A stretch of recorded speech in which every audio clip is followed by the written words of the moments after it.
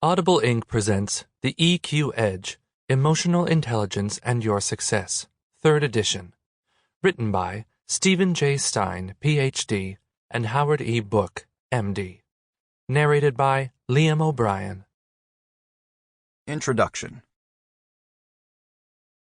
The appearance in 1995 of Daniel Goleman's Emotional Intelligence, Why It Can Matter More Than IQ, generated a flood of interest in the role that emotional intelligence plays in our lives. Goleman elegantly surveyed years of research into psychological functioning and interpersonal skills, presenting his case to general readers in a coherent and accessible way. The response was seismic.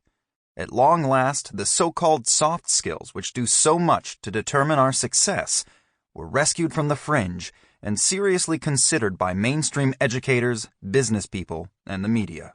Meanwhile, to satisfy this burgeoning demand, numerous other books have entered the marketplace. Many, however, lack solid research to substantiate their claims or methods and are dedicated primarily to putting forward their authors' self-serving points of view. These books have threatened to erode confidence in the core concept of emotional intelligence with their expansive promises and one-sided arguments. But emotional intelligence is not a fad or a trend, nor is it quite as new as many people believe. It seems novel only because it was shuffled aside, sent into hibernation by the 20th century's fixation on scientific data and rationalism at any cost. Only now are the social sciences catching up and coming to grips with those aspects of personality, emotion, cognition, and behavior which were previously judged incapable of being identified, measured, and fully understood. Now, they're increasingly recognized as crucial to effective functioning, both in the workplace and in our personal lives. Good relationships and coping strategies are key to our success in every area of human activity, from the initial bonding between parent and child to the ability of a manager to bring out the best in his or her employees. In fact, one of a number of emotional intelligence breakthroughs took place in the 1980s, when the American-born Israeli psychologist Dr. Reuven Bar-On began his work in the field. He was perplexed by a number of basic questions. Why, he wondered, do some people possess greater emotional well-being? Why are some better able to achieve success in life?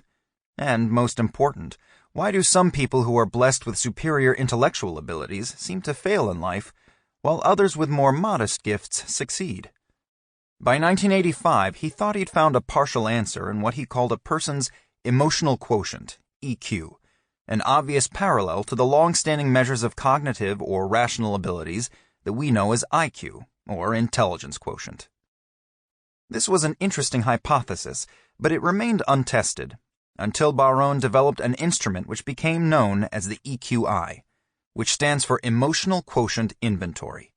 He believed emotional intelligence was made up of a series of overlapping but distinctly different skills and attitudes which could be grouped under 5 general theme areas, or realms, then further subdivided into 15 components, or scales.